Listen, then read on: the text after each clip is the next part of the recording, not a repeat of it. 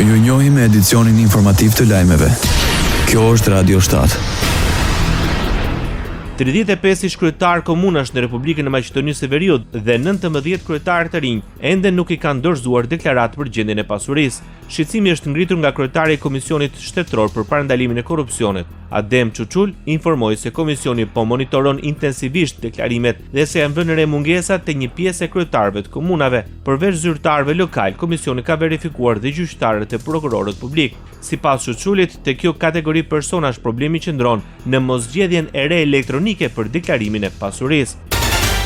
Përshpejtimi i transformimit digjital ishte në thelb të marrëveshjes së nënshkruar ndërmjet Ministrisë për Transformim Digjital në Republikën e Maqedonisë së Veriut dhe Asociacionit për e-Tregti. Memorandumi përcakton një kornizë për bashkëpunim institucional në fushat e e-Tregtisë, digitalizimit, inteligjencës artificiale, aftësive digjitale dhe inovacionit, informojnë nga Asociacioni për e-Tregti në Maqedoni. Në takim u theksua vlera e e-Tregtisë si pjesë integrale e ekonomisë digjitale dhe si shtytës kyç i konkurrencës së ndërmarrjeve mikro, të vogla dhe të mesme.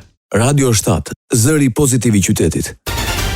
Çdo taksapagues shqiptar mund të vetë vlerësojë online nëse ka për detyrim për të plotësuar deklaratën vjetore të ardhurave individuale të njohur si DIVA. Drejtoria e tatimeve njofton krijimin e një shërbimi elektronik Tax Test me synim për të verifikuar nëse kanë apo jo detyrim deklarimin e DIVA 2025. Shërbimi është organizuar sipas një pyetësori që i përgjigjet në kohë reale çdo individi rezident apo jo rezident në përputhje me të ardhurat e tij. Tatimet sqarojnë se informacioni nuk përmban të dhëna konfidenciale. Afati i deklarimit dhe pagesës së DIVA 2025 është data 31 mars 2026.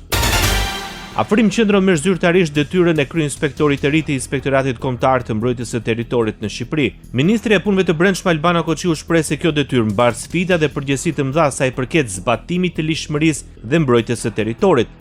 Afrim Qendro do të marrë detyrën e drejtuesit të Inspektoriatit të Mbrojtjes dhe Kontrollit të Territorit. Një detyrë e cila në vetvete mbart sfida, po gjithashtu dhe një përgjegjësi të madhe, sa i përket zbatimit të ligjshmërisë dhe mbrojtjes territorit. Ndërsa Qendro garantoi angazhim maksimal për forcimin e kapaciteteve të institucionit, bashkëpunim të ngushtë me strukturat vendore dhe qendrore si dhe transparencë të plotë në ushtrimin e detyrës.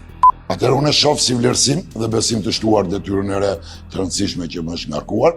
Mendoj që kontrolli mbi territorin për parandalimin e të gjitha shkeleve është shumë i rëndësishëm se sa prishja objekteve pa leje.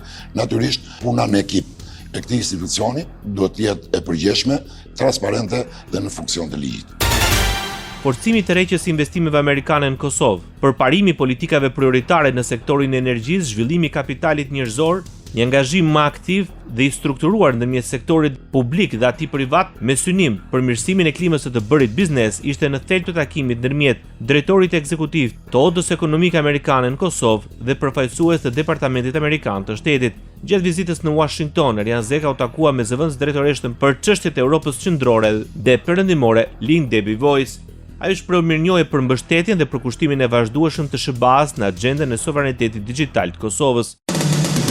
Ndoqët lajmet shkurt në Radio 7, zëri pozitiv i qytetit.